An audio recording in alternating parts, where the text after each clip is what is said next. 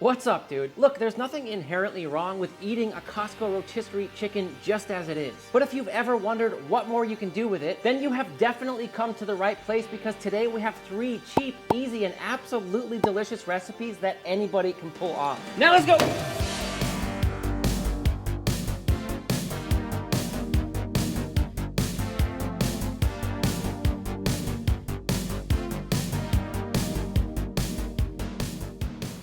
First things first, like an absolute shadow in the night, we need to infiltrate Costco. I penetrated the building where they would least suspect it, straight through the front door. Only to realize it was Labor Day and it was actually closed. I came back the next day to finish what I started. I made quick work of their head guard and began my entry. I moved with the grace of a falcon. Like a demon's whisper, I silently penetrated. Oh, is that a $29.99 popcorn maker? Gotta stay focused and complete my mission. These chicken guys aren't gonna know what hit them. With my adrenaline turned up to 11 and my heart beating out of my face and ears, I exited the building and headed to the evac point. Mission accomplished, my friends. Now the first thing you're gonna wanna do with these chickens is remove them from the trays, but for the love of God, do not throw away all the liquid that is inside of these trays. I'm gonna show you how to use that coming up. For all the recipes today, we're gonna be picking the meat off these chickens, so that's the first thing we're going to do. And I'm gonna start by removing these wings. These are what I call the chef's treat. You get to just eat one. Good taste.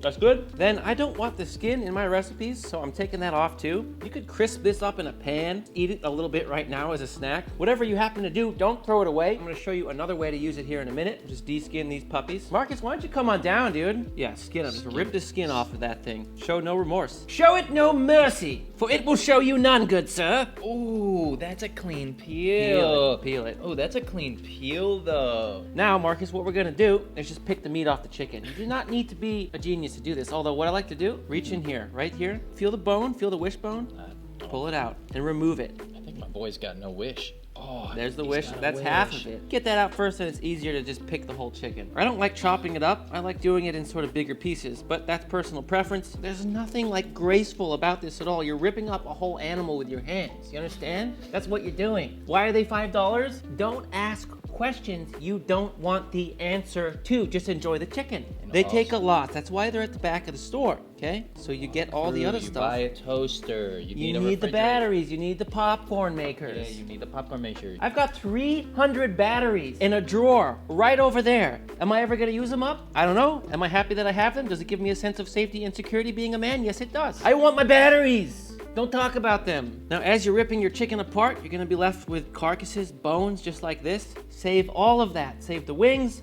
save the skin, save the bones, save everything. Take all your scraps, throw them in a pot, top it off with water, throw in some washed and peeled carrots, some fresh thyme, some peppercorns. If you want to put celery, you can. I personally don't like celery cooked in stock for long periods of time. I don't like that flavor. And for the last component, whole onions sliced in half. High heat pan, a little bit of neutral oil. This one little trick is gonna get so much more flavor out of your stock. Just slide that onion in carefully, cut side down. We want to get it like pretty much black. And after just about 4 or 5 minutes, you have a nice black color underneath your onions. Add that into your stock. Keep it on medium-low heat, bring it to a simmer, and cook it for 45 minutes to an hour. Since the chickens are already cooked, you don't have to cook this as long as a usual stock. Once it's done, simply just run it through a strainer. From there, you can keep it in a container in the fridge or throw it into smaller plastic quart containers and freeze it for future use. First recipe is gonna be chicken pot pie, and a really, really simple one. This is super easy to pull off. Starting with a large pot over medium heat, I'm adding unsalted butter.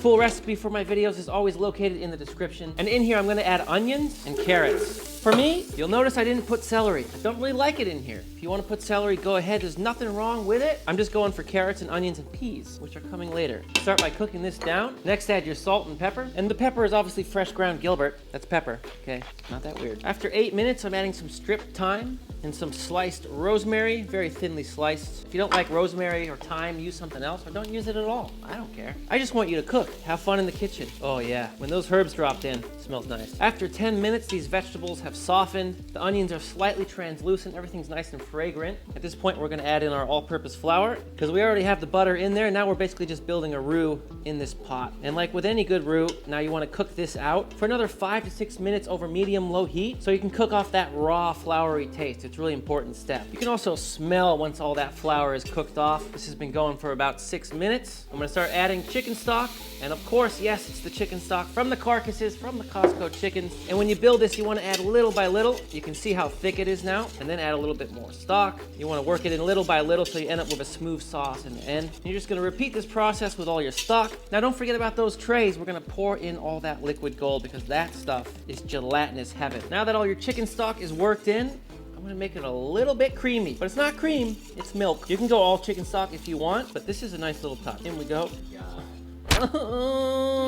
Again, little by little, just like you did with the chicken stock. Once all that milk is worked in, just shut it down, turn off the heat, and dump in 1 chicken. Heat is off. I know what you're thinking. Sonny, could you do something to peas me? Peas, can we add something green? Yes, peas. The last thing you want to do is add these frozen peas. And do put them in frozen because they're going to act almost like little ice cubes and stop that cooking process because we need to cool this mixture down before we can bake it with the pastry. I'm going to immediately add that to a 9 by 13 inch baking tray. Get it in there. Give it a nice spread. Lastly, pop this in the fridge for at least an hour for it to chill. While our filling is chilling, let me tell you about the pans I've been using in today's video from Made In Cookware, who I'm very proud to say is the sponsor of today's video. And I've been using Made In's pans long before they ever became a sponsor of this channel. I truly do love them. And today we'll be talking about their beautiful stainless steel collection. And look, you don't need to just take my word for it. There are 3 Michelin star restaurants like Alinea in Chicago and La Bernardine in New York City that use exclusively these pans. I really love what Made In Cookware is doing because they're designing professional quality cookware for the home cook. And given the price, I really do believe these pans give you the best bang for your buck. And this stainless steel clad pan is one of my all-time favorites from them. They're crafted in Italy and used by professional chefs all around the world. Made In's premium 5-ply stainless steel material allows for superior heat retention, even heating, and ease of heat control. The handles are designed to stay cool on the stovetop and they're ergonomic to help balance the pan. And all of Made In's stainless steel cookware can go from a stovetop straight into an 800-degree oven. That's a really great feature. You can check out their whole stainless steel collection as well as Made In's other cookware by clicking the link down in the description to save on your order. Thank you, Made In, for sponsoring this video, and now let's get back to that chicken pot pie. To finish the pot pie, take 1 egg yolk, separate it from the white, add a teaspoon of water, a little whisk, and we're gonna mix that up. We're making a really simple egg wash. Next, you're gonna want some puff pastry. Now you could use any kind of puff pastry you really want, although if you can find one that is all butter, that is just excellent. Obviously, this chicken pot pie doesn't have dough on the bottom, it's just the top, which is sort of a shortcut for making it. Go ahead and open this up. We'll flour up a work surface, drop down our dough, and what you really want to do is measure it out to the pan that you're using. Make sure that it's the right size. This looks about good, although I'm going to roll it out just a tiny bit just to even it out. What I'm going to do here is just very lightly egg wash just around the edges like this. I'll show you why in a second. Then I'm going to take a knife. I'm going to make 4 little slits just like this. From here, I'm going to pick up my dough. I'm going to ask my cameraman Marcus to come around. 3, 2, 1.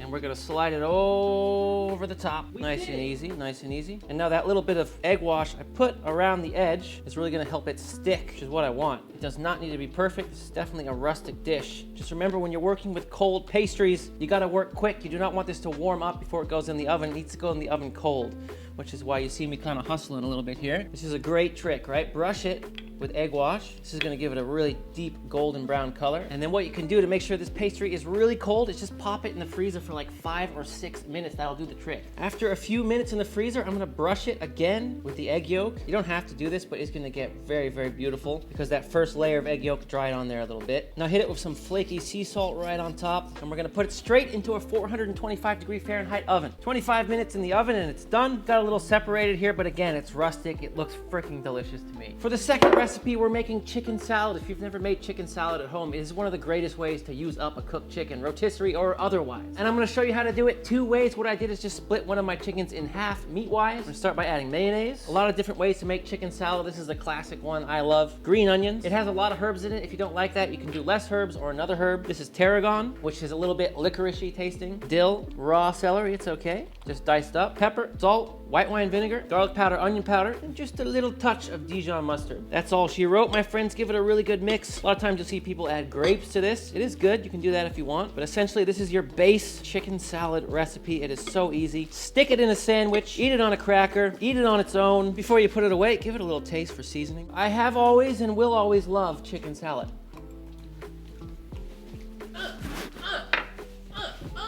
Yeah! Woo! It's fire. The next flavor of chicken salad we're making is definitely one of my personal favorites. It's curried chicken salad. Really easy. Again, start with mayonnaise, celery again. These golden raisins, which I just soaked in warm water for about 20 minutes to plump up, then just strain off the water and throw them in. Also diced red onions, which I soaked in ice water for 20 minutes before straining off, and that gets rid of that harsh, spicy onion taste. Again with the Dijon mustard, that just gives it a nice little kick, and some salt. Salt and pepper, and of course, curry powder. Buy it, make it yourself. I don't really care. I made that one, but you know, I'm a f***ing gangster. Give it a really good mix, just like the first one. Almost forgot a little bit of white wine vinegar. And if you want any of these chicken salads wetter, just add a little bit more mayo.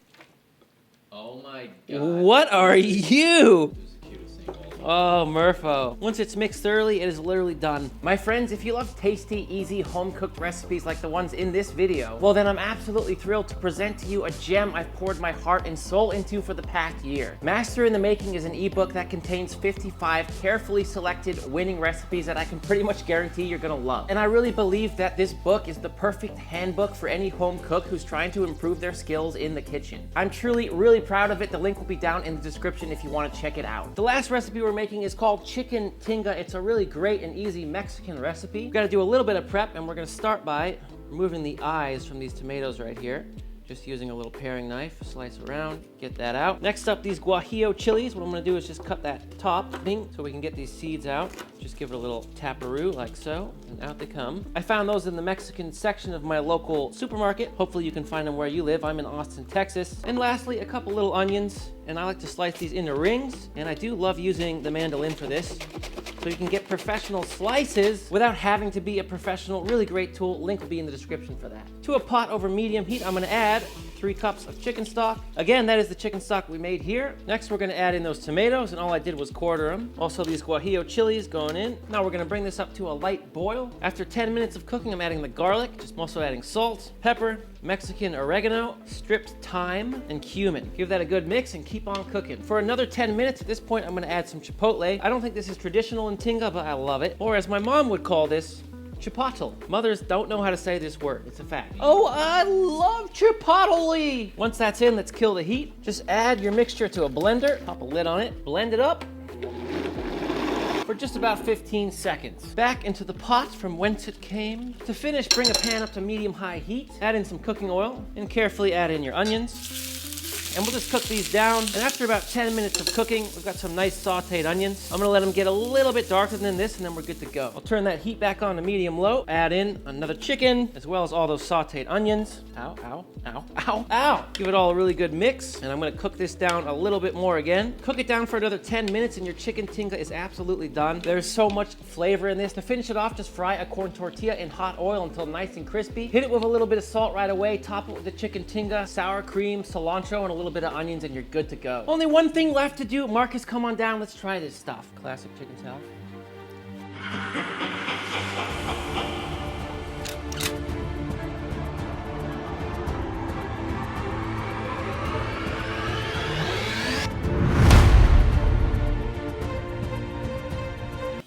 Good, right? I would walk around with that in my pocket.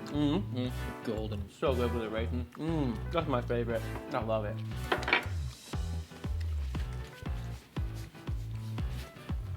Watch this, watch this, watch this. Yeah. What did you just do? What did you just do? Chicken tinga. That's great. Ah! Pot pie, and check this out. You can break off a little handle over here, and then the handle takes a little swim. Oh yeah, look at that. You want to see the most disrespectful way to eat this? Don't do it. No! The middle. That is good chicken pot pie. Dude, This is so good. Eating the middle of it, people are gonna be pissed. Thanks for watching today, my friends. There will be links for a lot of the products I love to use on this channel down in the description. Again, Master in the Making is officially released. If you want to check that out, the link will also be down there. And if you want to keep learning today, here are 2 more awesome, simple recipes involving chicken that I really think you're gonna love. Until next time, you know I love you